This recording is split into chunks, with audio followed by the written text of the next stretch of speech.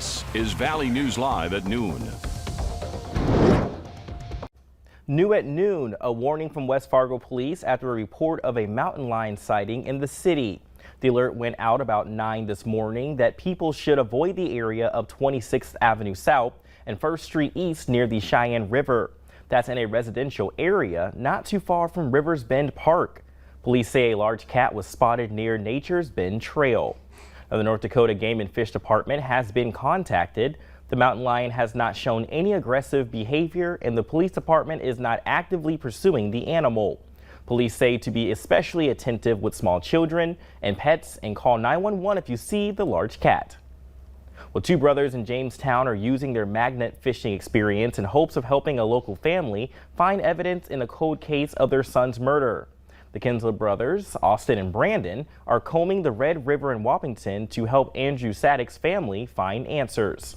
Now, the body of 20-year-old Sadek was found in the Red River not far from where he attended NDSCS in Wappington in 2014.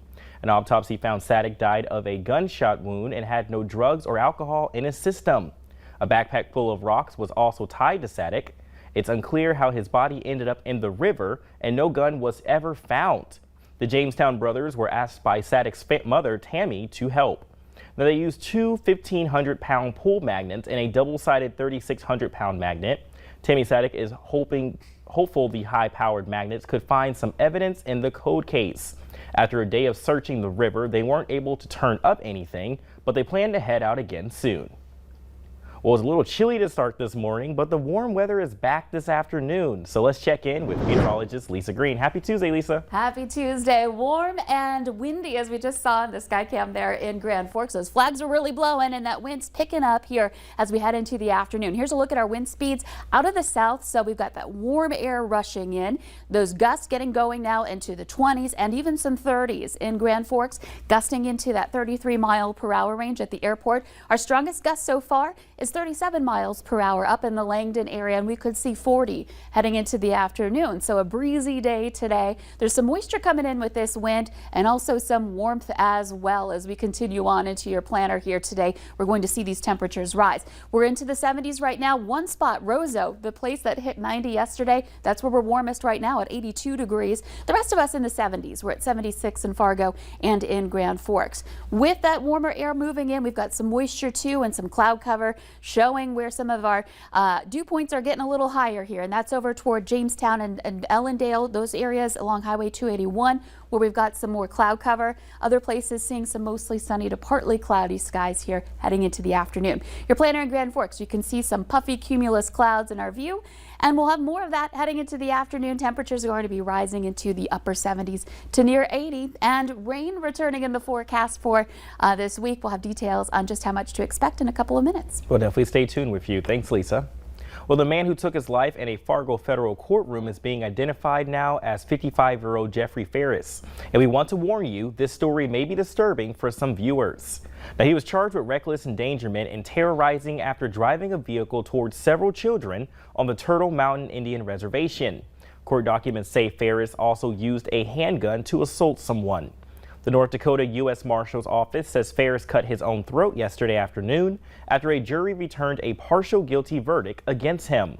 Now, the jury was already out of the courtroom, but the judge, courtroom staff, and others witnessed the incident. A woman who was in the courtroom at the time says Ferris was facing life without parole.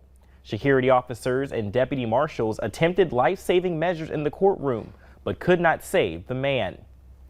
A man is in jail after leading troopers on a chase down I-29 and then escaping from a squad car.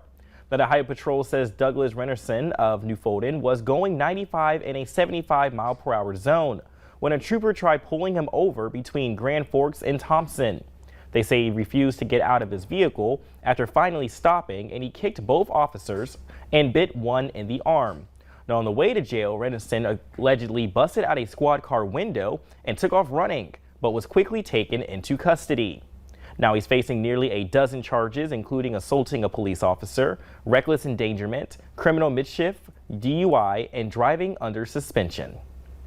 Firefighters spent the night at a bean processing plant in Park Rapids, Minnesota, where fire caused extensive damage. It started around 8:30 last night at Green Valley Bean on the east side of town along Highway 34. Fire crews were called back to the scene around 3:45 in the morning for another flare-up. You can see heavy smoke and fire in this video sent by a Valley News Live viewer. No injuries have been reported and there's no word yet on a cause. Police are looking for whoever is responsible for vandalism at a park in Lake Park, Minnesota. Someone torched a bathroom at City Park last Wednesday night, and the damage is forcing the city to close the building until repairs can be made. Police are asking anyone with information to contact them. A man is dead after a shootout with police in western North Dakota. Officers were called to a domestic disturbance involving weapons in Dickinson around 1 yesterday morning. Police say a man shot at officers from inside a ground floor apartment, and police returned fire and killed him. A woman was shot by the suspect but is expected to survive. Police say several children were also inside the apartment during all of this, but were not hurt. A flight had to be diverted to Minneapolis after a man began acting erratically and aggressively toward crew members and other passengers. A spokesperson for JetBlue says the flight was headed from New York to San Francisco. Passengers said the man had a bag full of a white substance, made inappropriate comments to female passengers, yelled racial slurs, and refused to wear a mask. Airport police arrested a 42-year-old man for drug possession charges. The West Fargo Fire Department is getting new headquarters, and a company was just chosen to design and construct it. The new fire department headquarters will be at 1201 10th Avenue East. At last night's City Commission meeting, EAPC Architects Engineers was chosen to do the project. Fire Chief Dan Fuller says out of the 7 proposals stood out because of their local focus and statewide reputation of building fire stations. The goal is to have it complete by spring of 2023. A heads up if you're driving in South Moorhead, there is what appears to be a sinkhole on 18th and a half Street South. It is the size of a manhole cover and pretty deep. Moorhead police have been made aware and cones are now up in the area. Road construction can be a hassle, but in the end, it'll make up for an easier commute and less potential damage to your vehicle. Minnesota Department of Transportation crews are working on many roads in Moorhead right now. This week, work is being done at Highway 10 along Center Avenue and Main Avenue. They're sealing cracks, patching roads, repairing pavement issues, and fixing road deterioration. Crews work overnight to minimize traffic impacts and increase work effectiveness. You will see them between 8 at night to 6:30 in the morning, Sunday through Thursday. Road workers ask that you be cautious while driving past these areas. Think about safety, anytime you see a work zone, there are people, yes, there's heavy equipment, they're in trucks, but there's also people on the work zone in the lane. So when, we're driving by, just, slowing down so that they stay safe. Next week, Minnesota Department of Transportation will focus on I-94 and area bridges. Watch out for lane closures with the usual 2 lanes dropping down to 1. Check the 511 app before hitting the road because that can help you plan for alternative routes. The city of Minot is moving ahead with plans to commemorate the 10th anniversary of the 2011 Souris River flood. The city just approved a contract with an event planning company. A special committee consisting of members from the city of Burlington, along with Renville, Ward, and other counties along the river, are planning the event. It will include a memory walk, and the event is scheduled for June 26th at Oak Park in Minot. Well, coming up at noon, one of the most popular products of the pandemic has been firearms. In minutes, we'll tell you why guns and ammo have been so hard to come by. And another warm day to add to our books. Weather up next to Plan Your Day with meteorologist Lisa Green.